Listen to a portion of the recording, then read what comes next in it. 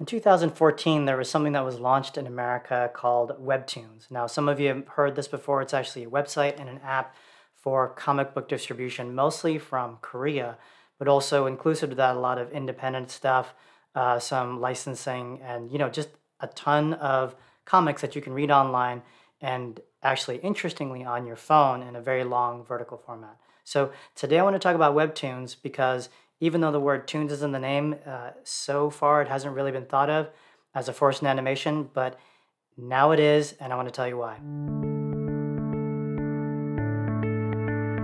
Hey there, welcome back to Surviving Animation, your guide to making it in the business of cartoons. My name's Eric Calderon.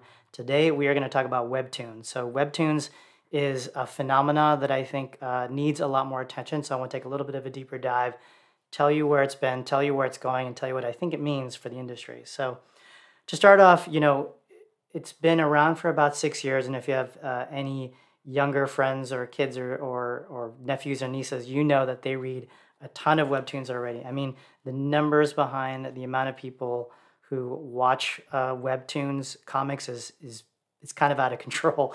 So as of 2020, they had something like 67 million active monthly users, and to date, something like 100 billion views of their comics. So that's a number that, I'm not in the publishing industry, but it seems so huge compared to what you might think of a graphic novel or a manga or a comic book selling these days. So there's 3 phases I want to talk about with webtoons that gets us to the point of why it's so important for animation. So let's start with phase.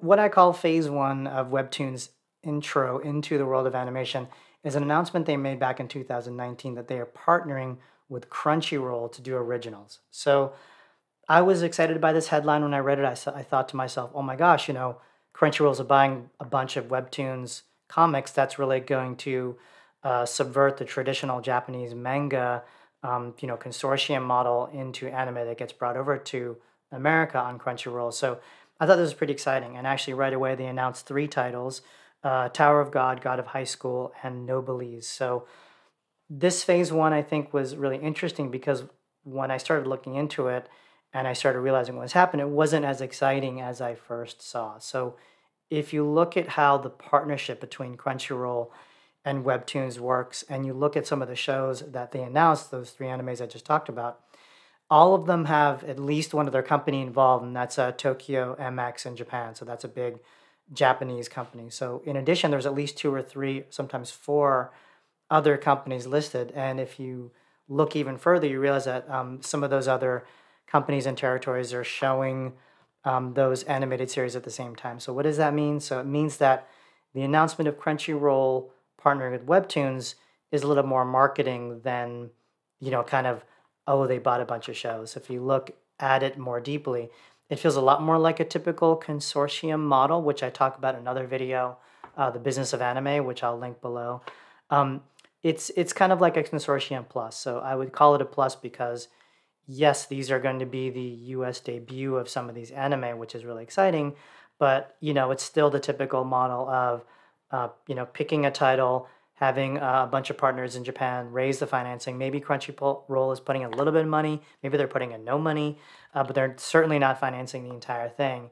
And then, the anime comes out with the title of original anime. So anyway, that was the phase 1 of webtoons.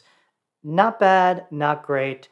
Didn't really strike, a lot of attention to me until we got to phase 2.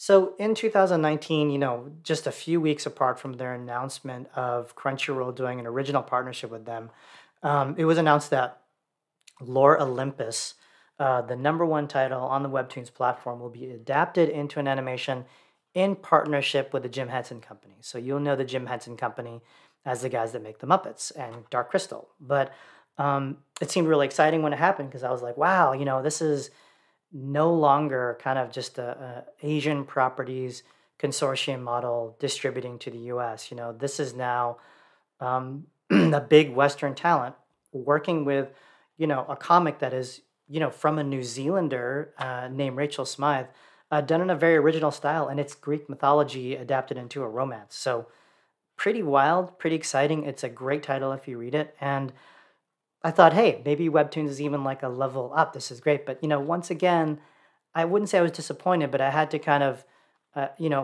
tone down my excitement because it was a development announcement. And when it comes down to it, what it really was, there was an internal executive at Henson named Ashley Griff who was announced as the one who would guide the adaptation, and there was no distributor attached to it yet. So again, we're just talking about a production company teaming up with an IP holder to say, yeah, we'll try to bring this to market. But it was exciting enough that they decided to make some press about it, and I thought, well, that's pretty good. And I think it really increased to me, what Webtoons could be in the U.S. And then cut to July 2020, and it was announced that Netflix is going to pick up the original. So, okay, wow. So now Webtoons goes from publisher to Japanese style consortium distribution company in partnership with Crunchyroll. Now they've got a big original that they're doing with some real talent, and it's going to get a major distribution platform. And that kind of ended our phase 2. But now let's go into the most exciting part, which is phase 3 of Webtoons.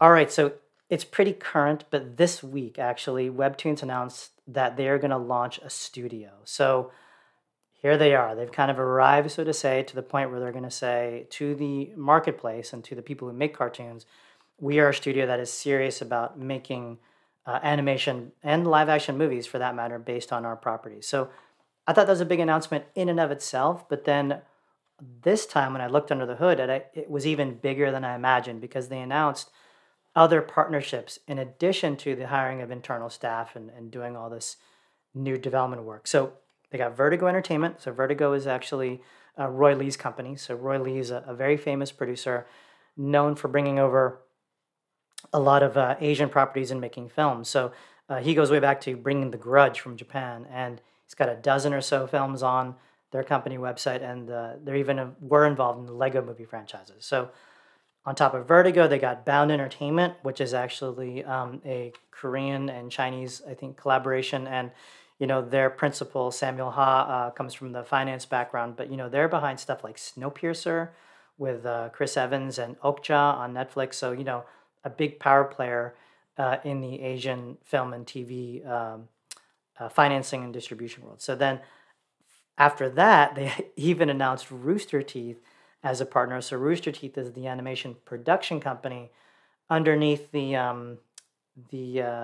AT&T Warner Media chain of companies.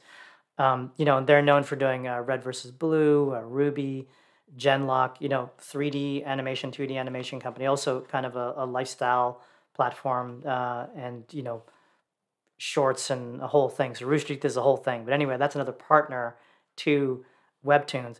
And then they even announced Verve as their agency to handle a lot of their talent relations, stuff like that. So when I think of all this together, the Webtoons studio announcement actually feels like a masterful alliance. I mean, we're talking about IP, development, and curation. We're talking about finance. We're talking about distribution. We're talking about talent and production, and we're talking about a massive, massive library of material in all kinds of genres. So romance, slice of life. Two of the areas that I really hope American animation starts to lean into more are now under this big umbrella. So, I guess the final statement about this video was the reason I think Webtoons is going to be a bigger player in the world of animation and someone that we should all pay attention to is because they are an alliance. They're an alliance of really smart companies, really smart ideas, and with a platform that is just, unless someone tells me wrong, like the biggest,